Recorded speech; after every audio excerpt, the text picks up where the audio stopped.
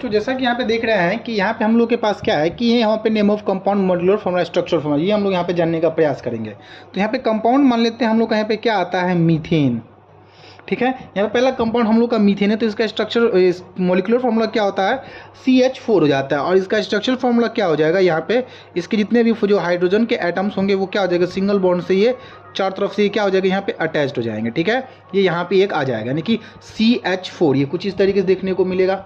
ठीक है, पहला हो गया हम लोग का मीथेन हो गया। फिर आता है हम लोग का इथेन। ठीक है, फिर सेकेंड जो हम लोग का आ जाएगा इथेन, इसका क्या हो जाता है कि मतलब मॉलिक्यूलर फार्मूला ये हो जाएगा C2H6। तो यहाँ पे क्या हो जाएगा कि कार्बन जो होगा, दो कार्बन अपने दोनों मतलब दो आपस में ये सिंगल बॉन्ड से अटैच रहेंगे, और यहाँ पे जितने भी इसके साइड्स में कितने रहेंगे, हाइड्रोजन जो हो जाएंगे यहाँ पे क्या हो जाएंगे, सिंगल बॉन्ड से इसके साथ क्या हो जाएंगे, अटैच्ड हो जाएंगे। ठीक है, यहाँ पे ऐसा कि हम लोग को दिख रहा है कि 1 और 2 दो कार्बन आइटम्स यहाँ पे हम लोग यहाँ पे हो गया। फिर हाइड्रोजन यहाँ पे कितने हैं, 6 हैं, तो 1 2 3 4 5 6।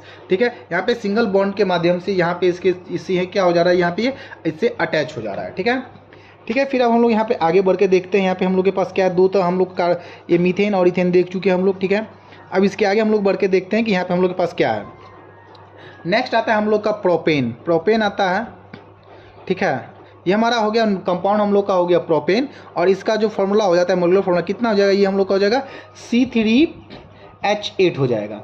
ठीक है, तो C3H8 में हम लोग का क्या हो जाएगा, मतलब यहाँ पे कार्बन के कितने आइटम्स हो जाएंगे, 3, 1 2 और 3। ठीक है, अब इसके साथ हाइड्रोजन कितने अटैच हो जाएंगे हम लोग के पास, यहाँ पे 8 हाइड्रोजन इसके साथ अटैच्ड हो जाएंगे। कैसे, तो यहाँ पे H, यहाँ पे H, फिर यहाँ पे H, फिर यहाँ H, फिर यहाँ H, यहाँ भी H, फिर यहाँ पे, और लास्टली यहाँ पे काउंट कर लेते हैं। कार्बन हमारे पास कितने हैं, 3, तो 1 2 3 3 कार्बन हो गया। हाइड्रोजन हमारे पास कितने हैं, 8, तो 1 2 3 4 5 6 7 एंड 8।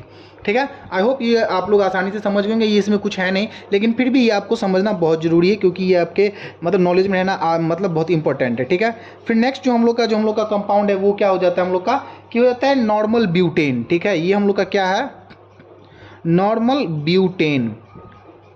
तो नॉर्मल ब्यूटेन का जो हम लोग का क्या कहते हैं, हम लोग का मॉलिक्यूलर फार्मूला क्या हो जाता है, ये हो जाता है हम लोग का C4H10।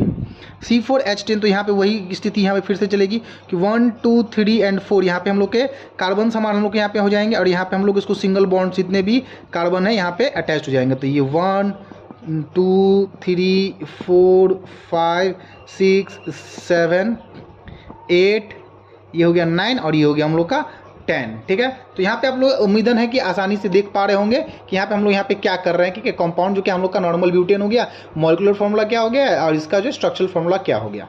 आई होप आप लोग समझ गए होंगे। Thank you.